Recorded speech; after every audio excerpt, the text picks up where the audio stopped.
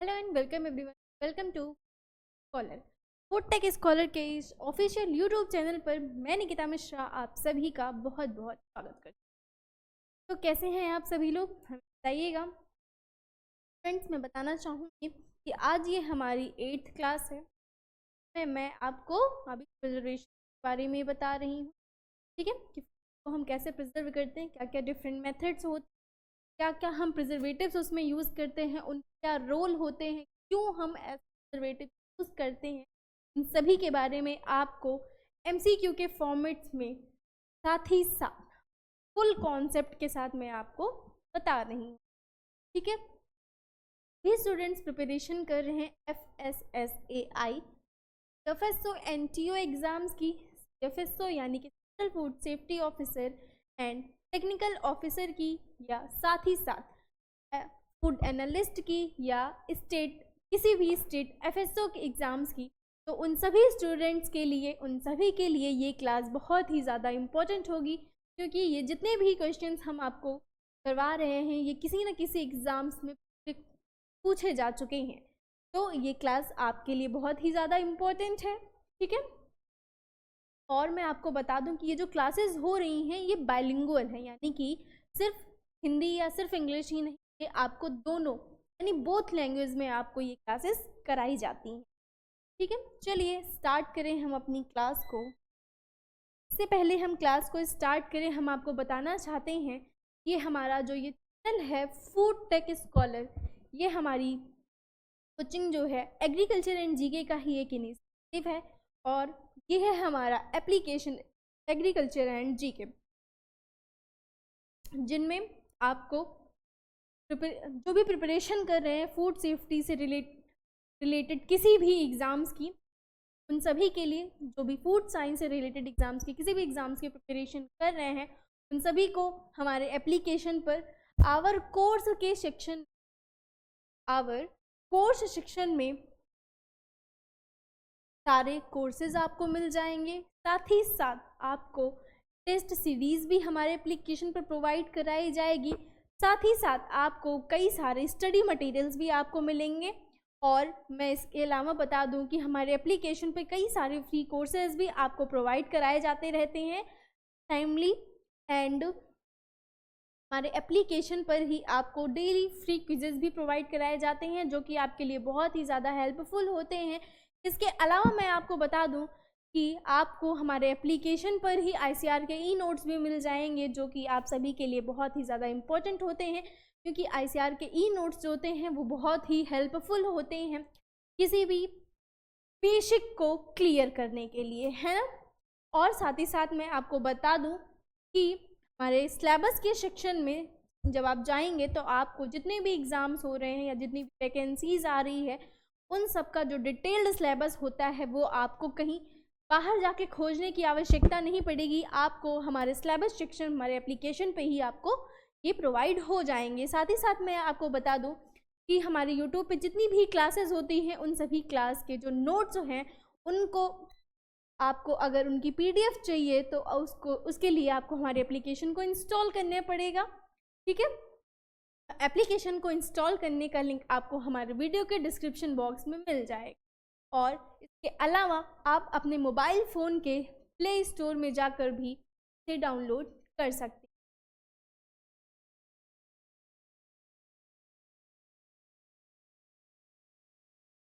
और ये है हमारा YouTube channel food tech scholar. तो जिन भी स्टूडेंट्स ने, जो भी बच्चे नए हैं यहाँ हमारे चैनल पर, वो चैनल को ज़रूर से ज़रूर सब्सक्राइब कर लीजिएगा, और साथ ही बेल आइकन को प्रेस करना बिल्कुल ना भूलिएगा, जिससे आगे आने वाले सभी वीडियोस का नोटिफिकेशन आपको पहले से ही मिलता रहे। चलिए स्टार्ट करते हैं अब हम हमारा पहला question. Our first question is given here, that is benzoic acid is an example of.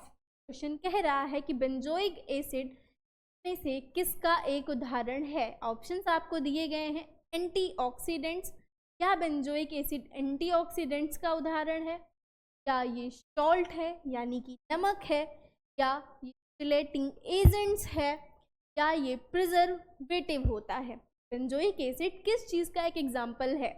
तो मैं आपको बेंजोइक एसिड के बारे में कुछ बातें बता देती हूँ कि बेंजोइक एसिड क्या होता है। ये एंटी माइक्रोप्रिजर्वेटिव होता है जो कि फूड में और बिवरेज में यूज़ किया जाता है। स्पेशली जो कि कार्बोनेट बिवरेज होते हैं उनमें जिनका जो पीएच होता है 2.5 से 4.0 के बीच में होता है। मैक्सिमली ये किस में यूज होता है, जो कि कार्बोनेट बिवरेज होते हैं उनमें, और उनका पीएच कितना होना चाहिए 2.5 से 4.0 पीएच वालों में बेंजोइक एसिड यूज किया जाता है। साथ ही साथ मैं आपको बता दूं कि जो बेंजोइक एसिड होता है, जैसे कि बैक्टीरिया हो गया, ईस्ट हो गए, जैसे ये मेजर फूड स्पॉइलेज करते हैं, इनको निष्क्रिय करने का काम भी हमारा बेंजोइक एसिड करता है। किसे किसे? बैक्टीरिया और ईस्ट के जो ग्रोथ होते हैं और वो जो एक्टिविटी करते हैं उनको निष्क्रिय करने के लिए, ताकि वो काम नहीं कर सके। जब वो निष्क्रिय हो जाएंगे तो वो फूड का स्पॉइलेज नहीं कर पाएंगे। ठीक है, इसके लिए हम बेंजोइक एसिड का यूज़ करते हैं। मैं आपको बता दूं कि जो बेंजोइक एसिड है वो अगर आम तौर पर देखा जाए तो वो सोडियम सॉल्ट के रूप में यूज़ किया जाता है। किस रूप में? सोडियम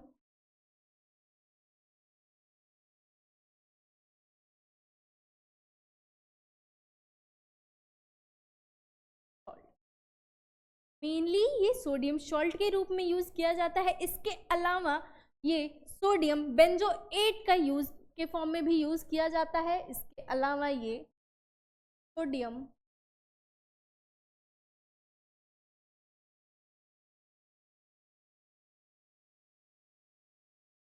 जब हम सोडियम बेंजोएट के फॉर्म में यूज़ करते हैं तो ये जब हम लंबे समय तक किसी चीज़ को स्टोर करके रख रहे हैं लंबे समय के लिए, तब हम सोडियम बेंजोएट का यूज़ करते हैं, जो कि एंटी माइक्रोबियल के फॉर्म में यूज़ किया जाता है। मेनली ये कई प्रकार के खाद्य पदार्थों में मुख्य रूप से सोडियम बेंजोएट का यूज़ किया जाता है। जो भी हमारे खाद्य पदार्थ होते हैं, फूड प्रोडक्ट होते हैं, जब हम उनको स्टोर करके रखना चाहते हैं ताकि उनकी सेल्फ लाइफ बनी रहे और वो जल्दी ख़राब ना हो, जल्दी बेकार ना हो जाएं, कि जिनका हम यूज़ नहीं कर सकते हैं, उनसे बचाने के लिए हम बेंजोइक एसिड का सोडियम बेंजोएट फॉर्म का यूज़ करते हैं। पर मैं आपको और बताऊं कि जो बेंजोइक एसिड होता है मेनली फूड प्रोडक्ट में यूज़ किया जाता है। साथ ही साथ जितने भी फ्रूट प्रोडक्ट होते हैं, कौन से? फ्रूट प्रोडक्ट, जैसे फ्रूट प्रोडक्ट हो गया, कोई भी फ्रूट प्रोडक्ट्स ले लीजिए आप लोग, जितने भी फूड प्रोडक्ट होते हैं उनमें मेनली ये यूज़ किया जाता है। जैसे बेवरेज हो गया,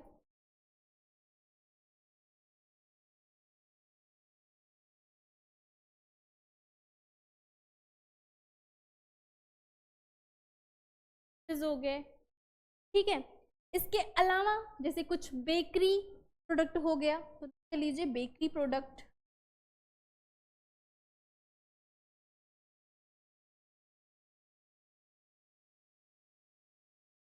इन सभी में किसका यूज़ किया जाता है? बेंजोइक एसिड का यूज़ किया जाता है।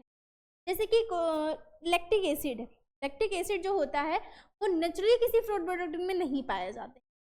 लैक्टिक एसिड जो है वो नेचुरली किसी भी फूड प्रोडक्ट में नहीं पाए जाते हैं, लेकिन जब हम इसको बैक्टीरिया के द्वारा, लैक्टिक एसिड के जो बैक्टीरिया होते हैं, लैक्टिक बैक्टीरिया होते हैं, यानी स्ट्रेप्टोकोकस हो गया, ठीक है, ये बैक्टीरिया को जब हम के द्वारा जब शुगर को फर्मेंट किया जाता है, उनका फर्मेंटेशन किया जाता है, देन लैक्टिक एसिड प्रोड्यूस होते हैं। ठीक है, क्या? जब शुगर का फर्मेंटेशन किया जाता है तब जाकर के लैक्टिक एसिड प्रोड्यूस होते हैं। वहीं हम बात करते हैं लैक्टिक एसिड का जब pH 5 होता है तब ये बीजाणुओं को जो बीजाणु बन रहे हैं उनके बैक्टीरिया को ये निष्क्रिय करता है। जो बैक्टीरिया के बीजाणु बन रहे होते हैं उनके ग्रोथ को रोकने का काम करता है। वहीं अगर हम बात करते हैं लैक्टिक एसिड ईस्ट और फंगस के ग्रोथ को बिल्कुल भी इफेक्ट नहीं करता है, उनकी वृद्धि को ये बिल्कुल भी प्रभावित नहीं कर पाता है।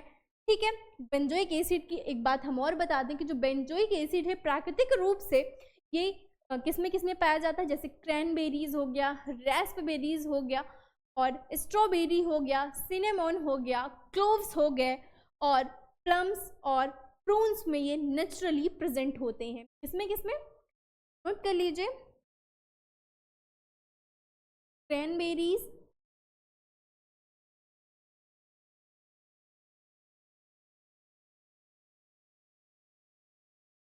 रास्पबेरीज, प्लम्स, प्रून्स, क्लोव,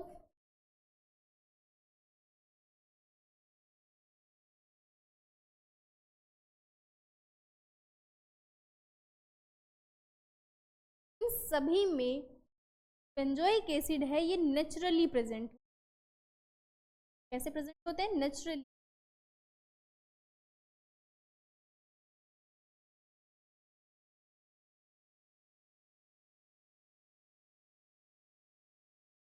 ठीक है, क्या आप लोगों ने नोट कर लिया? कैसे लगी आपको इन्फॉर्म?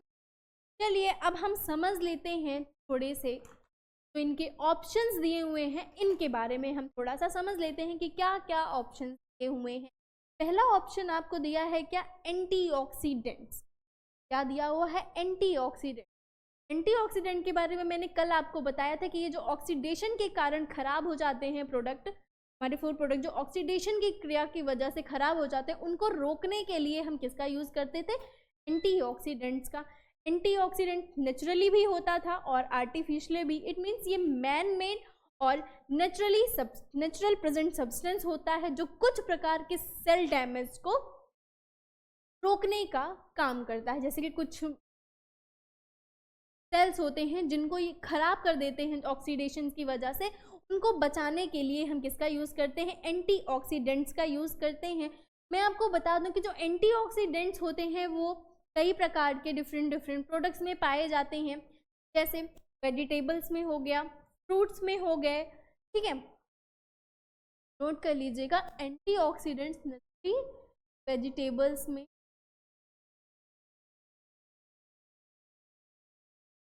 फूड्स में और कई डिफरेंट प्रकार के फूड प्रोडक्ट में ये पाए जाते हैं। ठीक है, जो कैसे होते हैं? ये मैन मेड होते हैं और साथ ही साथ ये नेचुरली भी पाए जाते हैं। ठीक है, नेक्स्ट ऑप्शन आपको क्या दिया था? सॉल्ट। सॉल्ट यानी कि नमक। ये एक इसेंशियल और हम कह सकते हैं इफेक्टिव प्रिजर्वेटिव होता है। क्यों क्यों ये इफेक्टिव प्रिजर्वेटिव माना जाता है सॉल्ट को? ऐसा इसलिए क्योंकि ये फूड प्रोडक्ट में जो वाटर की एक्टिविटी होती है उनको रोकने का ये काम करता है। जो वाटर प्रेजेंट होते हैं प्रोडक्ट में वो क्या होते हैं? जो जैसे बैक्टीरिया हो गया, ईस्ट हो गए, इनके जो माइक्रोब्स होते हैं, इनके ग्रोथ को, इनके केमिकल रिएक्शन के लिए जो प्रेजेंट अनबाउंड वाटर होता है उनका ये अमाउंट होता है। जो भी फूड्स में वाटर प्रेजेंट होते हैं उनके ये अमाउंट होते हैं, उन्हीं को ये रोकने के लिए ये सॉल्ट का यूज मैक्सिममली किया जाता है। नेक्स्ट ऑप्शन आपको दिया है क्या? Chelating agents. चिलेटिंग एजेंट्स क्या होते हैं? चिलेटिंग एजेंट्स जो है ये केमिकल कंपाउंड होता है। क्या? चिलेटिंग एजेंट्स जो है ये केमिकल कंपाउंड्स होते हैं जो कि मेटल आयंस के साथ रिएक्शन करते हैं मेटल आयंस। चिलेटिंग एजेंट्स जो है मेटल आयंस के साथ करते हैं और ये होते क्या है? ये केमिकल कंपाउंड होते हैं। जो है वो केमिकल कंपाउंड होता है। ठीक है, समझ में आ गया कि चिलेटिंग एजेंट्स क्या है? ये केमिकल कंपाउंड होते हैं, मेटल आयंस के साथ क्या करते हैं? रिएक्शन करते हैं। और साथ ही साथ मैं आपको बता दूं कि ये एक स्थिर वाटर सॉल्युबल कॉम्प्लेक्स का निर्माण करते हैं।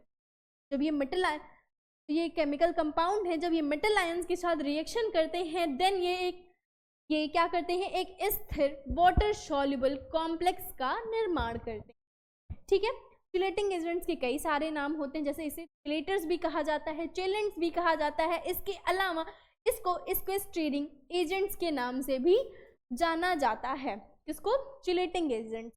चिलेटिंग एजेंट्स को और क्या क्या कह सकते हैं? चिलेटर्स कह सकते हैं, चिलेंट्स कह सकते हैं, या स्क्वेस्ट्रेटिंग एजेंट के नाम से भी हम चिलेटिंग एजेंट्स को बुलाते हैं। ठीक है, नेक्स्ट ऑप्शन आपको क्या दिया है? प्रिजर्वेटिव, परिरक्षण। यानी कि प्रिजर्वेटिव्स क्या होता है इसके बारे में तो आपको पता ही होगा कि जब हम अपने फूड प्रोडक्ट को, जब हम फूड प्रिजर्वेशन करवा रहे होते तो ऐसे जो भी मटेरियल्स हम यूज़ करते हैं अपने फूड को प्रिजर्व करने के लिए, वो सभी क्या कहलाते हैं, प्रिजर्वेटिव्स कहलाते हैं, जिसके अंदर सॉल्ट हो गया, शुगर हो गए, विनेगर्स हो गए, या और कई सारे स्पाइसेस हो गए जिनका यूज़ हम एज अ प्रिजर्वेटिव यूज़ करते हैं, उन्हीं को हम क्या कहते हैं, प्रिजर्वेटिव्स कहते हैं, जिनको हम अपने फूड प्रोडक्ट को प्रिजर्व करने के लिए यानी इनकी रक्षा करने के लिए यूज़ करते हैं, उन्हें ही हम क्या कहते हैं, प्रिजर्वेटिव्स कहते हैं। चलिए आगे अब हम चलते हैं और देख लेते हैं कि इस क्वेश्चन का राइट आंसर क्या होगा, कि बेंजोइक एसिड किस चीज़ का एग्जाम्पल होता है। मैं आपको बता दूं कि बेंजोइक एसिड एक प्रिजर्वेटिव का एग्जाम्पल है। किस चीज़ का एग्जाम्पल है बेंजोइक एसिड? प्रिजर्वेटिव का एग्जाम्पल होता है। तो बेंजोइक एसिड क्या होता है? प्रिजर्वेटिव होता है, जिसका यूज़ हम फूड प्रोडक्ट को प्रिजर्व करने के लिए करते हैं, ताकि हमारी फूड प्रोडक्ट जो है उनकी सेल्फ लाइफ बनी रहे और वो जल्दी ख़राब ना हो और वो लंबे समय तक हम उनको सेफली स्टोर करके रख सकें, जिसके लिए बेंजोइक एसिड का यूज़ मेन रूप से किया जाता है। ठीक है, चलिए अब हम अगले क्वेश्चन की तरफ बढ़े। देखें हमारा अगला क्वेश्चन क्या है। चलिए ये हमारा अगला क्वेश्चन दिया हुआ है। क्वेश्चन दिया है, पढ़िए इसको। क्वेश्चन कह रहा है organic acids used in food preservation include.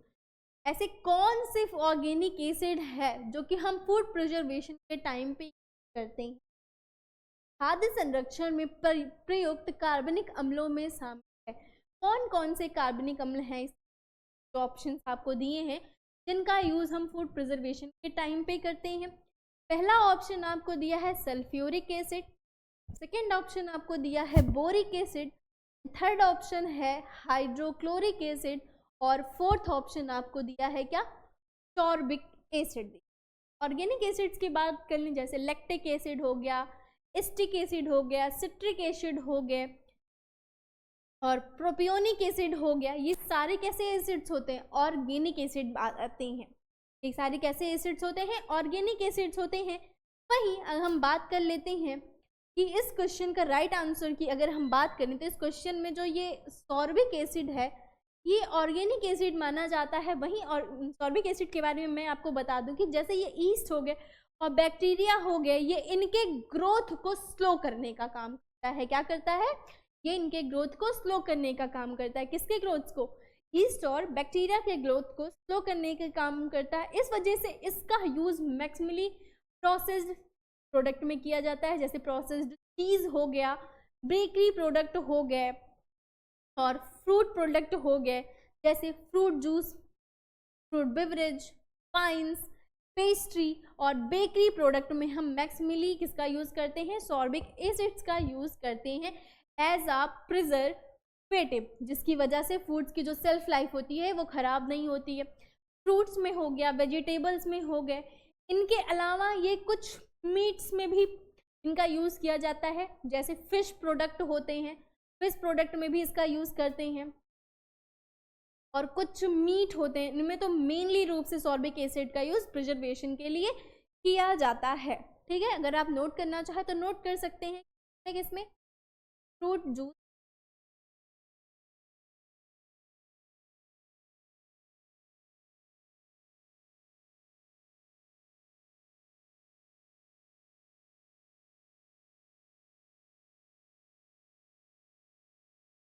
Sauce में, बेकरी प्रोडक्ट में,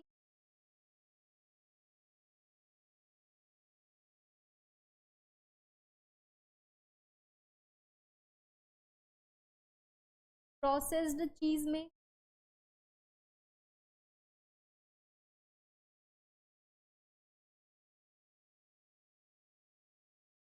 फिश प्रोडक्ट में,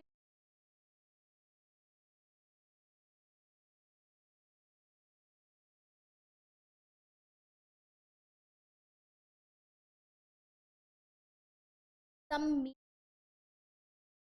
और इसके अलावा फ्रूट्स तथा वेजिटेबल्स को जब हम प्रिजर्व करते हैं उस समय पर हम क्या यूज़ करते हैं? सॉर्बिक एसिड का यूज करते हैं। तो इस क्वेश्चन का राइट आंसर क्या हो जाएगा? Sorbic acid. क्यों? क्योंकि ये ही एक ऐसा एसिड है जो कि ऑर्गेनिक है। कैसा एसिड है ये? Organic acid. ऑर्गेनिक एसिड से मैंने आपको कुछ कुछ एग्जांपल्स बताए, citric acid, lactic acid, acetic acid और प्रोपियोनिक एसिड, है ना। सारे कैसे एसिड है? ये ऑर्गेनिक है। अभी ये जैसे सल्फ्यूरिक दिया है, बोरिक दिया है, ये सारे कैसे होते हैं? ये इनऑर्गेनिक एसिड्स होते हैं। ठीक है, समझ में आ गया। चलिए देख लेते हैं इस क्वेश्चन का राइट आंसर क्या है। क्वेश्चन का राइट आंसर क्या था? Option number D, sorbic acid. क्योंकि मैंने आपको बहुत अच्छे से समझा दिया। आई होप आप सभी को ये क्वेश्चन बहुत ही अच्छे से क्लियर हो गया होगा। चलिए अब हम अपने अगले क्वेश्चन की तरफ बढ़े और देखें हमारा अगला क्वेश्चन क्या कह रहा है। चलिए हमारा अगला क्वेश्चन है, radiation dose is defined as the. विकिरण खुराक को इस प्रकार परिभाषित किया जाता है, यानी रेडिएशन डोज की डिफिनेशन पूछी गई है यहाँ पे। जल्दी से आप लोग ऑप्शंस को रीड करिएगा और बताइएगा कि इस क्वेश्चन का राइट आंसर क्या होगा।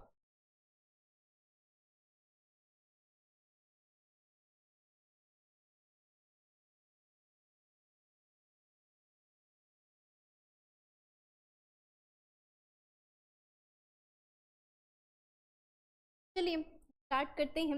रेडिएशन डोज की हम बात कर लेते हैं कि what is radiation dose. It means definition पूछा गया है। तो आइए हम सबसे पहले ऑप्शंस को समझते हैं। Quantity of radiation energy liberated by the food when it passes through the radiation field during processing, यानी कि प्रसंस्करण के दौरान विकिरण क्षेत्र से गुजरने पर भोजन द्वारा मुक्त की गई विकिरण ऊर्जा की मात्रा, क्या ये रेडिएशन डोज होता है?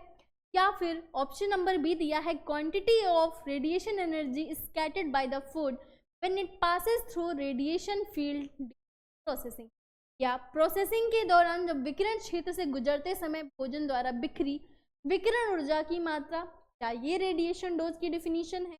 या ऑप्शन नंबर सी आपको दिया है, quantity of radiation energy absorbed by the food when it passes through the radiation field during processing, यानी प्रसंस्करण के दौरान विकिरण क्षेत्र से गुजरने पर भोजन द्वारा अवशोषित विकिरण ऊर्जा की मात्रा। या ऑप्शन नंबर डी दिया है, quantity of radiation energy dispersed by the food when it passes through the radiation field during processing.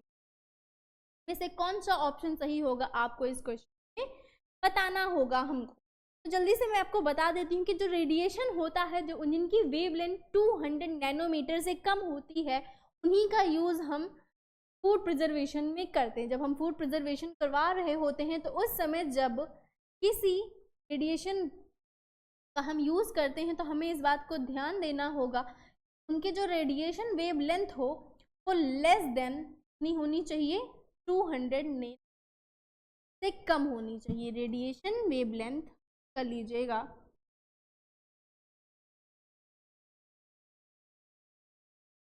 wavelength always less than 200 nanometre. कई सारे रेडिएशंस यूज किए जाते हैं, जैसे यूवी रेज हो गया, एक्स रेज हो गया, गामा रेज हो गया, अल्फा रेज हो गया, है ना, पार्टिकल्स हो गए, अल्फा पार्टिकल्स हो गया, बीटा पार्टिकल्स हो गया और कॉस्मिक। नोट कर लीजिए कौन कौन से रेज यूज किए जाते हैं, जैसे UV rays, X rays, cosmic raise,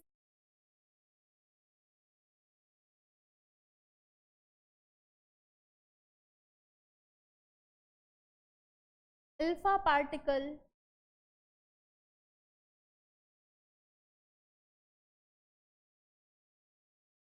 और बीटा पार्टिकल।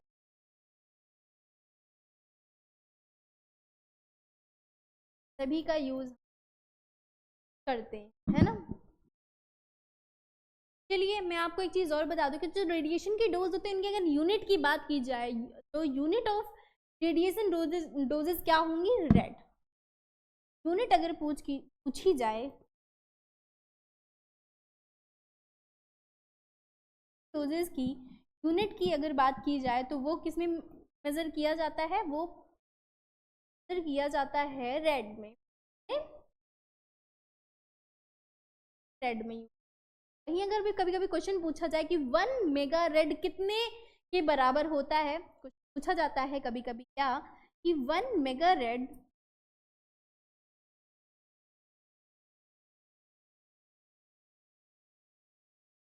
कितने मिलियन के बराबर होता है, तो 1 मिलियन रेड के बराबर पाया जाता है।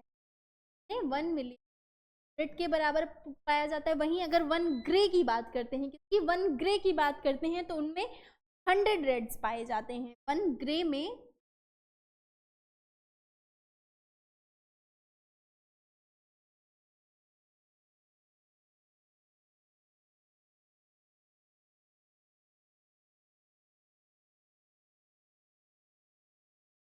ठीक है ना, क्लियर हो गया आपको। चलिए अब हम देख लेते हैं, क्या देख लेते हैं कि इस क्वेश्चन का आंसर क्या होगा, इस क्वेश्चन का कौन सा ऑप्शन सही होगा, क्या होगी इसकी डेफिनेशन। चलिए देख लीजिए इस क्वेश्चन का राइट आंसर क्या है। Quantity of radiation energy absorbed by the food when it passes through the radiation field during processes. जब हम प्रसंस्करण करा रहे होते हैं तो उस दौरान जो विकिरण क्षेत्र हो से गुजरने पर जब भोजन के द्वारा जो विकिरण ऊर्जा को अवशोषित कर ली जाती है उसी को हम रेडिएशन डोज कहते हैं। जब प्रोसेसिंग करा रहे होते हैं तो जो रेडिएशन एरिया होता है वहां से गुजरने पर फूड के द्वारा जितनी रेडिएशन की डोज, जितनी रेडिएशन की मात्रा को एब्जॉर्ब कर लिया जाता है वही मात्रा हमारी क्या कहलाती है, रेडिएशन डोज कहलाती है। ठीक है, तो इस क्वेश्चन का राइट आंसर क्या होगा, option number C is the right answer of this question. चलिए नेक्स्ट हम अपने अगले क्वेश्चन की तरफ बढ़े। देखिए हमारा अगला क्वेश्चन क्या कह रहा है। अगला क्वेश्चन दिया हुआ है, benzoic acid is mostly used to preserve coloured product because. Benzoic acid का उपयोग ज्यादातर रंगीन उत्पादों को संरक्षित करने के लिए किया जाता है, क्योंकि, ऐसा क्यों, of its bleaching as action, इसकी विरंजन क्रिया के कारण होता है ऐसा, या इट में डार्क इन द प्रोडक्ट, या इसके उत्पाद जो हैं डार्क हो जाते हैं यानी कि काले पड़ जाते हैं, या ऑफ इट्स कैरेक्टरिस्टिक अरोमा, या इसकी विशिष्ट सुगंध के कारण बेंजोइक एसिड का mostly use preserved colour product में करते हैं, या इट में लाइटन द प्रोडक्ट, कि इसके जो उत्पाद हैं वो हल्के हो जाते हैं, इस कारण से हम बेंजोइक एसिड का यूज करते हैं। तो मैंने अभी आपको बताया था कि बेंजोइक एसिड का मुख्यतः यूज सोडियम बेंजोएट के रूप में करते हैं, जिसका जो वाइडली यूज्ड है वो एसिड फूड में किया जाता है। किसमें ज़्यादातर यूज करते हैं हम, एसिड फूड में। का जो मैक्सिमम यूज होता है बेंजोइक एसिड का, हम एसिड फूड में मैक्सिमम इसका यूज करते हैं। और किस फॉर्म में किया जाता है, अभी मैंने आपको बताया था किस फॉर्म में, सोडियम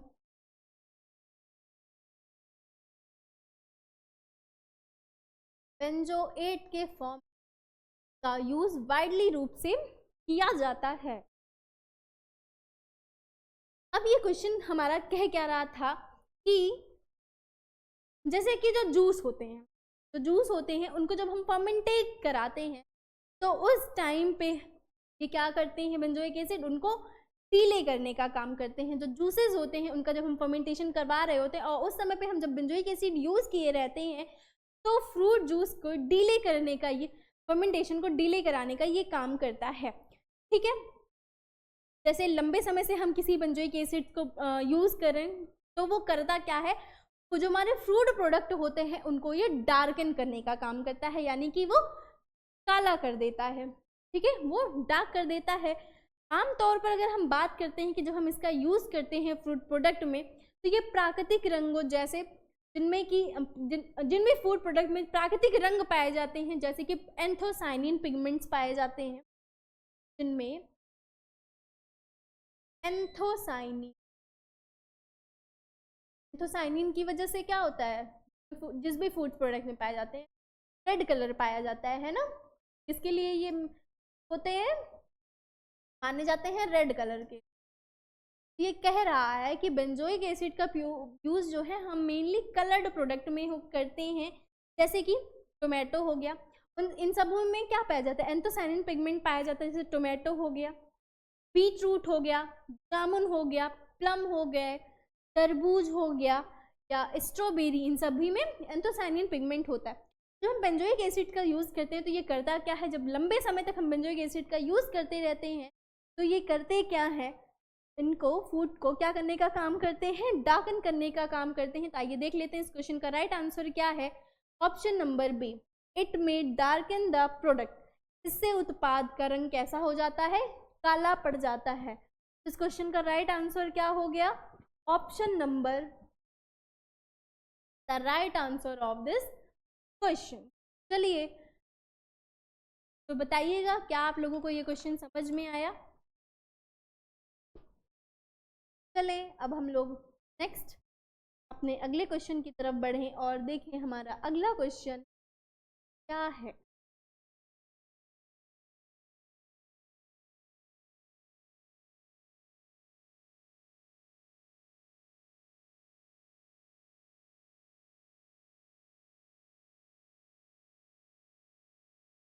चलिए अगला क्वेश्चन सल्फर डाइऑक्साइड के बारे में है। क्वेश्चन को पढ़िएगा और बताइएगा कि सल्फर डाइऑक्साइड के बारे में क्या क्वेश्चन पूछा है।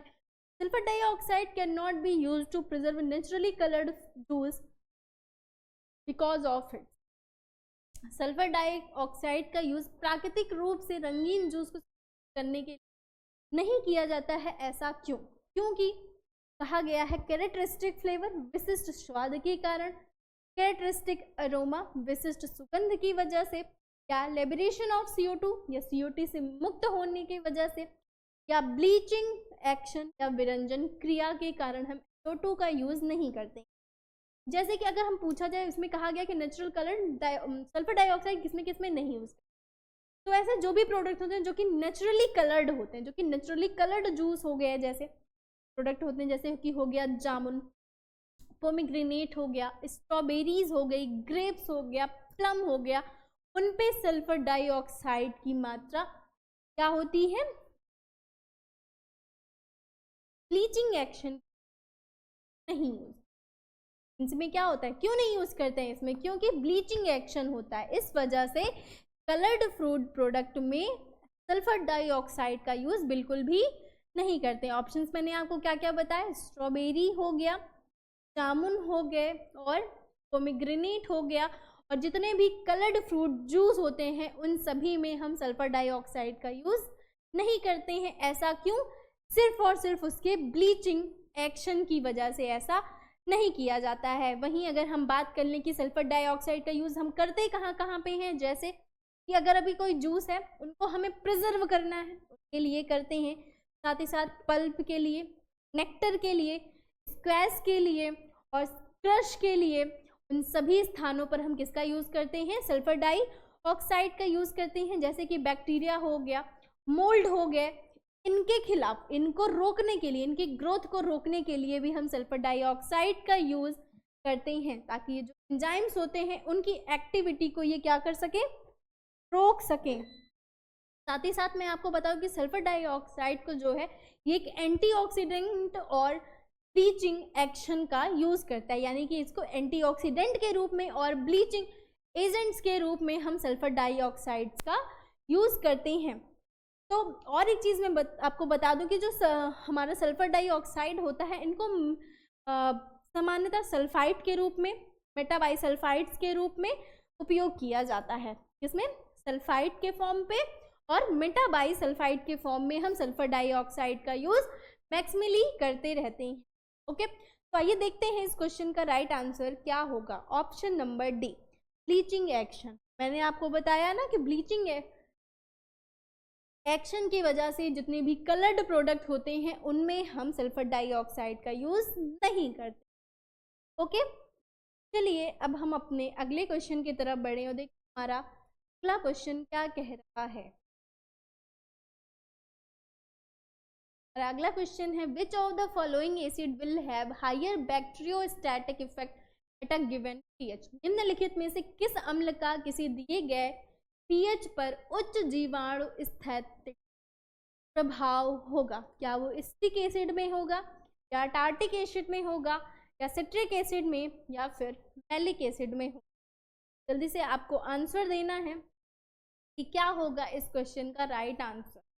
हम वहीं एसिटिक एसिड की बात कर लें एसिटिक एसिड जो है ऐसे जब फूड प्रोडक्ट में क्या करता है, एसिडिटी को बढ़ाने का काम करता है। एसिटिक एसिड जो होता है फूड प्रोडक्ट में एसिडिटी को बढ़ाने का काम करता है, कि ज़्यादा करने का काम करता है। किसको? एसिडिटी को। कि अम्लीयता को बढ़ाने के लिए एसिटिक एसिड जिम्मेदार होता है, जो कि करता क्या है, पीएच को कम कर देता है। कि क्या करता है, पीएच को कम कर देता है, पीएच को कम करता है। कि जब अम्लीयता बढ़ जाती है तो पीएच की मात्रा जो होती है, पीएच का जो मान होता है वो क्या हो जाता है, कम हो जाता है। एसिटिक एसिड को पॉपुलर प्रिजर्वेटिव के रूप में यूज किया जाता है। क्यों? एसिटिक एसिड को पॉपुलर प्रिजर्वेटिव के रूप में उपयोग किया जाता है, जैसे कि इसमें ड्रेसिंग में हो गया, पिकल्स में हो गया। बैक्टीरियल ग्रोथ को रोकने के लिए ही हम किसका यूज करते हैं, एसिटिक एसिड का यूज करते हैं। सेकेंड ऑप्शन आपको दिया है क्या, टार्टिक एसिड। टार्टिक एसिड जो होता है ये व्हाइट और क्रिस्टलाइन कार्बोनिक एसिड होते हैं। ये जो है व्हाइट और कार्बोनिक एसिड हैं, जो कई फलों में प्राकृतिक रूप से पाए जाते हैं, जिनको मेनली रूप से ये ग्रेप्स में पाए जाते हैं। लेकिन अगर हम बात करते हैं जैसे कि बनाना हो गया, टेमेरिंड हो गया, और जितने भी खट्टे फल होते हैं उन सभी में टार्टिक एसिड पाया जाता है। किसमें? मेन रूप से तो ग्रेप्स में पाया जाता है। अगर बात की जाए कि टार्टिक एसिड मेनली किसमें पाया जाता है, तो वो किसमें पाते हैं, ग्रेप्स में पाया जाता है। लेकिन अगर हम बात करते हैं तो ये बनाना में भी पाया जाता है, और टैमरिंड में, यानी जिसे हम में क्या कहते हैं, इमली कहते हैं। तो नहीं पता हो वो नोट करिएगा, इमली में भी ये पाए जाते हैं। या इसके अलावा जितने भी खट्टे फल होते हैं, सभी प्रकार के खट्टे फलों में ये पाए जाते हैं। ठीक है। इसके अलावा नेक्स्ट ऑप्शन आपको दिया है क्या, सिट्रिक एसिड। सिट्रिक एसिड क्या होता है, सिट्रिक एसिड जितने भी सिट्रस फ्रूट होते हैं, जैसे लेमन हो गया, लाइम हो गया, उन सभी के जूसों में क्या पाया जाता है, सिट्रिक एसिड पाया जाता है।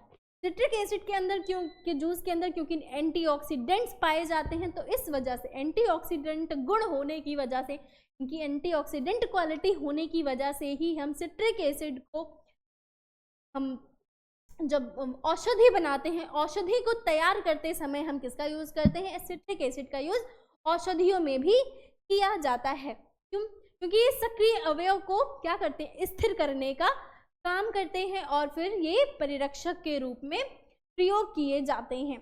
ठीक है, इतना समझ में आ गया सिट्रिक एसिड के बारे में। वहीं हम मैलिक एसिड की बात कर लें तो मैलिक एसिड जो है फूड को टार्ट टेस्ट देता है। कैसा टेस्ट देने का काम करता है, टार्ट टेस्ट। तो इस वजह से हम इसको ज़्यादातर यूज नहीं करते। टार्ट टेस्ट होने की वजह से स्वाद को बढ़ाने वाले एजेंट्स के रूप में हम मैलिक एसिड्स का यूज करते हैं। ठीक है, चलिए देख लेते हैं इस क्वेश्चन का राइट आंसर क्या होगा। क्वेश्चन का राइट आंसर क्या है, option number A, acetic acid. Acetic acid जो है ये पीएच के पर उच्च जीवाणुस्थैतिक प्रभाव देता होगा। ठीक है, चलिए अब हम अपने अगले क्वेश्चन की तरफ बढ़ें। इससे पहले हम अगले क्वेश्चन की तरफ बढ़ें, मैं आप सभी को एक गुड न्यूज़ देना चाहती हूँ, और वो गुड न्यूज़ ये है कि जो भी बच्चे प्रिपरेशन कर रहे हैं FSSAI के central food safety officer and technical officers के लिए, उन सभी के लिए हमारी कोचिंग एग्रीकल्चर एनर्जी के लिए आया है एक कंप्लीट कोर्स, जिसमें आपको क्या क्या मिलेंगे उनके बारे में मैं आपको डिटेल्स में बता देती हूँ। जैसे आपको इस कोर्स में कई सारे फीचर्स मिलेंगे, जैसे जितने भी सिलेबस होगा, अपडेटेड सिलेबस के अकॉर्डिंग आपको सारे वीडियो लेक्चर्स प्रोवाइड कराए जाएंगे, जो कि आप डाउनलोड करके बाद में भी देख सकते हो जब भी आप फ्री हो, और जितनी बार रिपीट करके देखना चाहो आप उतनी बार उन वीडियो लेक्चर्स को देख सकते हो। साथ ही साथ जो आपकी क्लासेस होंगी उन सबके जो नोट्स होंगे वो आपको प्रिंटेबल फॉर्म में मिलेंगे, यानी कि वो आप प्रिंट करवा सकते हो और परमानेंटली अपने पास रखते हो, जब भी चाहो आप उनसे पढ़ाई कर सकते हो।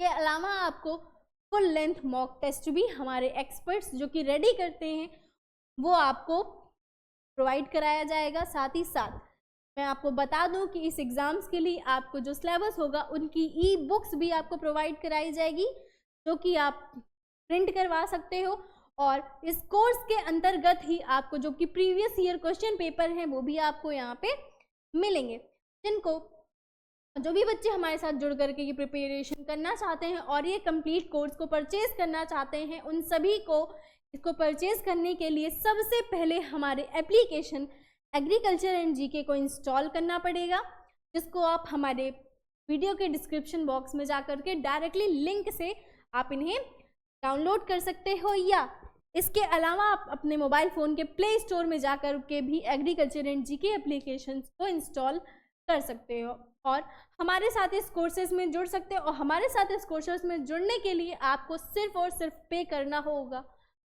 3199 रुपीज़, क्योंकि बहुत बड़ी अमाउंट नहीं है। ये अमाउंट ऐसा रखा गया है ताकि सभी बच्चे आसानी से इसे परचेज कर सकें और क्लासेस अच्छे से ले सकें और अपनी तैयारी को बेहतरीन बना सकें और अपना ऑफिसर बनने का सपना पूरा कर सकें। तो मैं आपको एक चीज़ और बता दूं कि जिस किसी को भी एक्स्ट्रा इन्फॉर्मेशन चाहिए इस कोर्स से रिलेटेड या किसी अदर कोर्स से रिलेटेड, तो उन सभी को, और उनकी अगर कोई भी इन्फॉर्मेशन चाहिए या फिर कोई अदर आपका डाउट होता है, तो उसके लिए आपको हमारे वीडियो के डिस्क्रिप्शन बॉक्स में ही एक लिंक दिया गया है, एक नंबर, हेल्पलाइन नंबर दी गई है, जिसके जरिए आप हमारे व्हाट्सएप पे आपको मैसेज कर सकते हो या फिर आप उस नंबर पर कॉल करके हमसे सारी इन्फॉर्मेशन ले सकते हो। वो हमारा हेल्पलाइन नंबर है, ठीक है। चलिए हम आगे नेक्स्ट क्वेश्चन की तरफ बढ़ते हैं और देखते हैं हमारा अगला क्वेश्चन क्या दिया हुआ है। तब तक आप इसे पढ़िए, हम पानी पी लेते हैं क्योंकि गर्मी बहुत है और गर्मी में प्यास बहुत लगती है।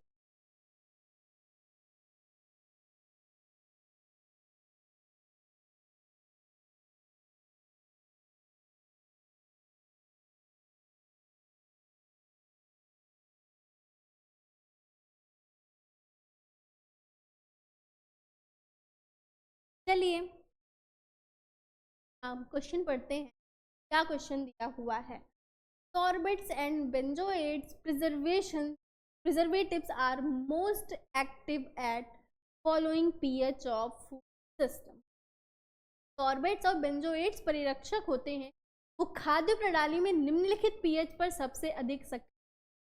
कौन सा ऐसा पीएच है जिसमें ये सबसे ज़्यादा क्या होते हैं? एक्टिव होते हैं। उनके बारे में आपको हमें उस पीएच वैल्यू को बताना है, जैसे कि वो 7.0 पीएच पर या 9.0 पीएच पर या 4.5 पीएच पर या 2.50 पीएच पर वो सबसे ज़्यादा एक्टिव होते हैं, उनके बारे में आपको बताना है हमको। तो इस क्वेश्चन का राइट आंसर क्या होगा? ऑप्शन नंबर सी, 4.5 पीएच पर जब सॉर्बेट्स और बेंजोएट प्रिजर्वेटिव हैं वो बहुत ही ज़्यादा क्या होते हैं? एक्टिव हो जाते हैं। चलिए देख लेते हैं अब हम अपना अगला क्वेश्चन। हमारा अगला क्वेश्चन क्या कह रहा है? अगला क्वेश्चन क्या है? हमारा अगला क्वेश्चन दिया हुआ है, by adding soya flour to wheat flour the bread will be enriched with which of the following component. प्रश्न ये कह रहा है कि गेहूं के आटे में जब हम सोया का आटा मिला देते हैं तो गेहूं के आटे में सोया आटा मिलाने से ब्रेड निम्नलिखित में से किस घटक से समृद्ध हो जाता है? किस घटक से, किस कंपोनेंट से ये समृद्ध हो जाएगा, उसके बारे में बताना है कि गेहूं के आटे में वो मात्रा कम पाई जाती है। इनमें से कौन सा ऐसा कंपोनेंट है जिसकी जो अमाउंट है वो कम पाई जाती है, लेकिन जैसे ही हम उसमें सोया फ्लोर मिला देते हैं उनका जो अमाउंट होता है वो बढ़ जाता है। तो क्या ऑप्शंस आपको दिए हैं? लाइसिन, सेकेंड ऑप्शन आपको दिया है फाइबर, थर्ड ऑप्शन आपको दिया है डाइकॉट और फोर्थ ऑप्शन आपको क्या दिया है? आयरन। तो लाइसिन, तो इस क्वेश्चन का मैं आपको आंसर बता देती हूँ सबसे पहले। तो इस क्वेश्चन का राइट आंसर क्या होगा? ऑप्शन नंबर ए, लाइसिन का अमाउंट बढ़ जाता है। जैसे ही आप व्हीट फ्लोर में सोया फ्लोर को ऐड करते हो तुरंत ही उसमें किसकी मात्रा बढ़ जाती है? लाइसिन की मात्रा बढ़ जाती है। वैसे व्हीट फ्लोर में भी लाइसिन का मात्रा पाया जाता है, बहुत ही कम मात्रा में लाइसिन का अमाउंट व्हीट फ्लोर में पाया जाता है और सोया फ्लोर में लाइसिन का अमाउंट ज़्यादा होता है। इस वजह से जब उसको मिला देते हैं तो क्या होता है कि गेहूं के आटे और सोया फ्लोर मिल करके उनमें लाइसिन का अमाउंट क्या होता है? बढ़ जाता है। क्या होते हैं? सक्रिय हो जाते हैं। एक चीज़ मैं आपको और बताऊं कि जो लाइसिन होता है उनको ह्यूमन बॉडी सिंथेसाइज नहीं कर पाती, उनको वो संश्लेषित नहीं कर पाते ही, और लेकिन क्योंकि ये एक इसेंशियल होता है, ये एक इसेंशियल अमीनो एसिड होता है, इस वजह से इनको आहार के रूप में हमें ह्यूमंस को लेने की आवश्यकता पड़ती है। ठीक है, तो समझ में आ गया। तो जब हमें ब्रेड बनाना होता है तो इस वजह से जब हम गेहूं के आटे में क्या करते हैं, फिर सोया फ्लोर को मिला देते हैं, जिसकी वजह से क्या होता है, ब्रेड में लाइसिन की मात्रा बढ़ जाती है। ठीक है, समझ में आया। चलिए आगे हम बढ़ते हैं। नेक्स्ट ऑप्शन हमारा क्या दिया था, फाइबर के बारे में। तो फाइबर्स क्या होते हैं, जो डाइजेस्टिव हेल्थ के लिए बहुत ही ज़्यादा इंपॉर्टेंट थे। वो डायरेक्टली तो हमारे फूड में डाइजेस्ट नहीं हो पाते हैं, बट हाँ वो हमारे डाइजेशन के लिए बहुत ही ज़्यादा हेल्पफुल होते हैं। तो कई प्रकार के फूड प्रोडक्ट में पाए जाते हैं, जैसे कि वेजिटेबल्स हो गया, फ्रूट्स हो गए, सीरियल्स हो गए, उन सभी में फाइबर्स की अमाउंट पाई जाती है। थर्ड ऑप्शन आपको दिया था डाइकॉट, द्विबीजपत्री। डाइकॉट्स क्या होता है, जो फ्लावरिंग प्लांट्स होते हैं, जो भी फ्लावरिंग प्लांट्स होते हैं उनका एक ग्रुप होता है जिसको हम डाइकॉट, द्विबीजपत्री कहते हैं। मैक्सिमली ऐसे सीड जिनमें 2 बीज पत्र पाए जाते हैं, जो जिनमें समानता 2 बीज पत्र पाए जाते हैं, उन्हीं को हम क्या कहते हैं, डाइकॉट कहते हैं। एंड फोर्थ आपको ऑप्शन दिया है क्या, आयरन, यानी लोहा दिया हुआ है। आयरन क्या होता है, एक इसेंशियल मिनरल होता है जो कि ब्लड के डेवलपमेंट में यूज होता है। तो ब्लड में जो हीमोग्लोबिन की मात्रा होती है उनको बनाने के लिए, साथ ही साथ ऑक्सीजन के एक जगह से दूसरी जगह पहुंचाने, यानी उनके परिवहन में हमारा मदद करता है। ठीक है, चलिए इस क्वेश्चन का राइट आंसर क्या हो गया, ऑप्शन नंबर ए, लाइसिन। इस क्वेश्चन का राइट आंसर क्या है, लाइसिन। आई होप आप सभी को ये क्वेश्चन बहुत ही अच्छे से समझ में आ गया होगा। तो चलिए अब हम हमारे अगले क्वेश्चन की तरफ बढ़े और देखें हमारा अगला क्वेश्चन क्या कह रहा है। हमारा अगला क्वेश्चन दिया है, which of the following techniques need to be adopted in preparing amla murabba. जो हम आंवले का मुरब्बा बना रहे होते हैं, तो निम्नलिखित में से कौन सी ऐसी टेक्निक है जिसका यूज हम करते हैं आंवला मुरब्बा की प्रिपरेशन करते के टाइम पे। पहला ऑप्शन आपको दिया है प्रोटेक्शन, सुरक्षा।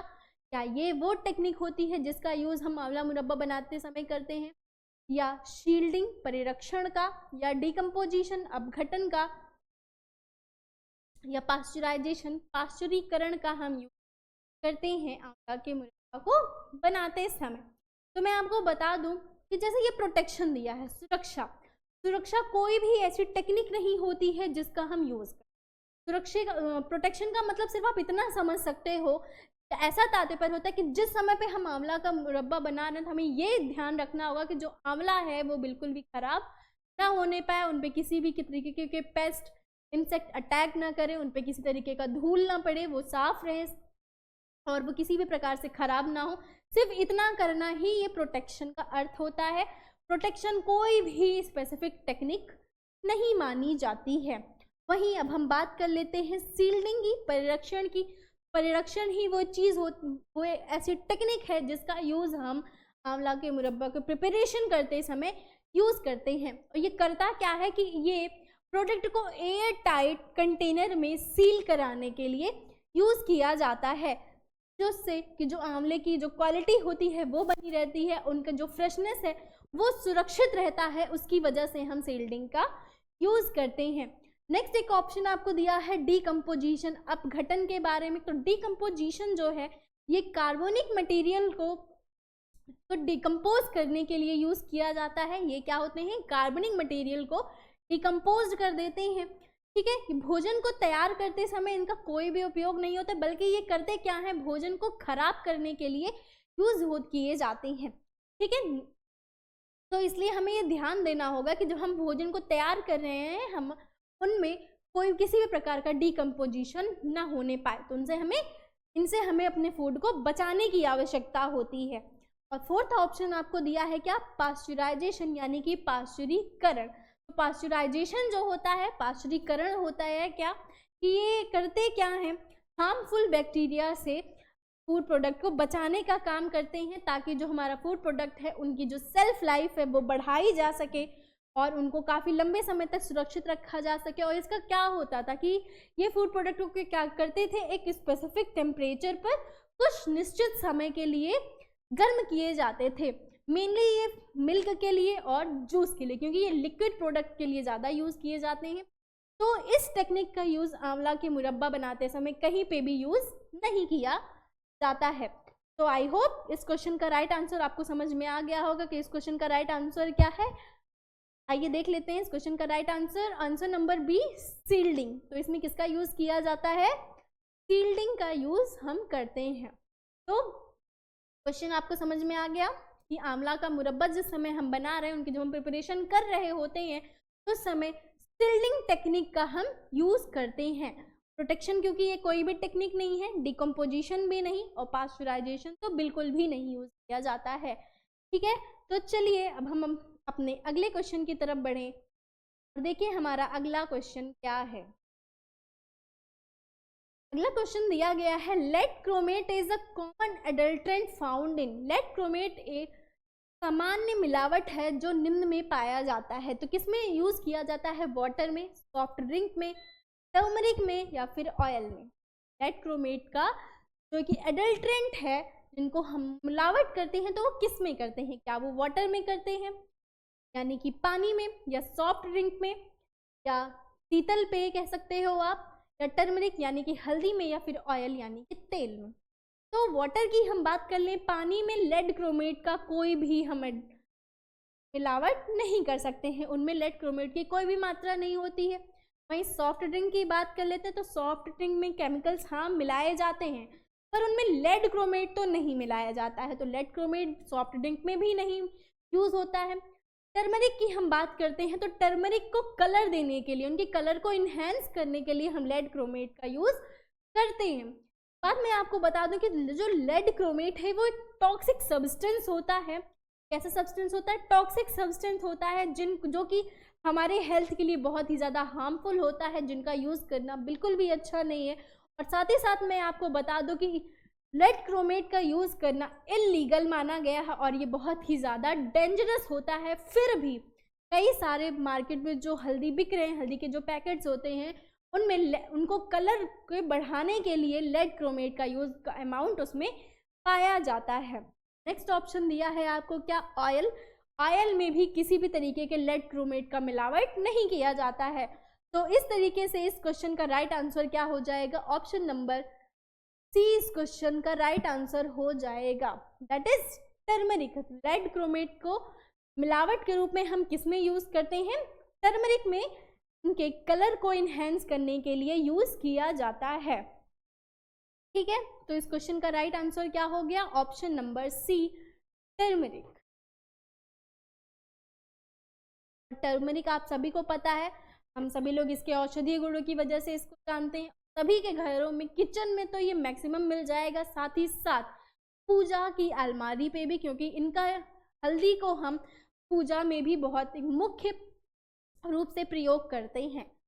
चलिए आगे बढ़ें और देखें क्या है। तो आज के लिए बस इतना ही। आपको हमारी ये क्लास कैसी लगी हमको ज़रूर बताइएगा। उससे पहले मैं आपको एक छोटी सी इन्फॉर्मेशन दूंगी कि ये है हमारा टेलीग्राम चैनल। जिन भी बच्चे नए हैं और उन्होंने अभी तक हमारे टेलीग्राम चैनल को ज्वाइन नहीं किया है, वो ज़रूर जल्दी से जाके टेलीग्राम चैनल को ज्वाइन कर लीजिएगा, जिसमें आपको कई सारे इंपॉर्टेंट क्विजेज मिलेंगे और साथ ही साथ कई सारी वैकेंसीज़ के इंफॉर्मेशन भी आपको प्रोवाइड कराए जाते रहते हैं। चलिए आगे बढ़ें। ये है हमारा चैनल। तो जिनको भी हमारी ये क्लासेस पसंद आई हो तो आप वीडियो को ज़रूर लाइक करिएगा और साथ ही साथ आप हमें कमेंट करके बता सकते हैं कि आपको क्लासेस कैसी लगी, और वीडियो को ज़्यादा से ज़्यादा शेयर करिएगा।